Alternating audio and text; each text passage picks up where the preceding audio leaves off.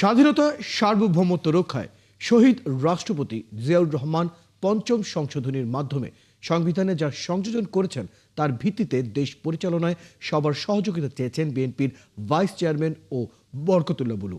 শুক্রবার রাতে নোয়াখালীর চৌমোহনী মদন মোহন উচ্চ বিদ্যালয় মাঠে চৌমোহনী পৌর ইমাম কমিটি ও ব্যবসায়ীগণের উদ্যোগে 53তম 5 দিন ব্যাপী তফসিরুল কুরআন মাহফিলের শেষ দিনে অংশগ্রহণ করে নোয়াখালী 3 আসনে বিএনপির প্রার্থী বরকতুল্লাহ বুলু এসব কথা বলেন। তিনি এ সময় উপস্থিত হাজার হাজার মুসল্লি ও ধর্মপ্রাণ বিভিন্ন বয়সী মানুষের অসুস্থ বিএনপি চেয়ারপারসন খালেদা জিয়ার জন্য দোয়া কামনা করেন। তফসিরুল কুরআন মাহফিলে শেষে আখেরি মোনাজাতে দেশ ও জাতির মঙ্গল কামনা করা হয়।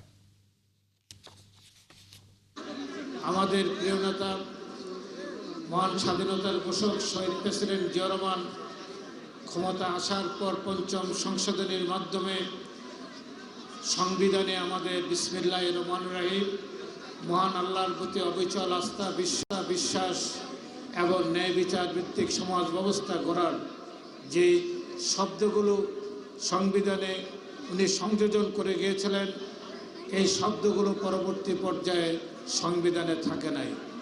আবার যেন আমরা এই লাইন 3টি সংবিধানে সংযোজন করতে পারি, আল্লাহ যেন আমাদেরকে সেই তৌফিক দান করেন।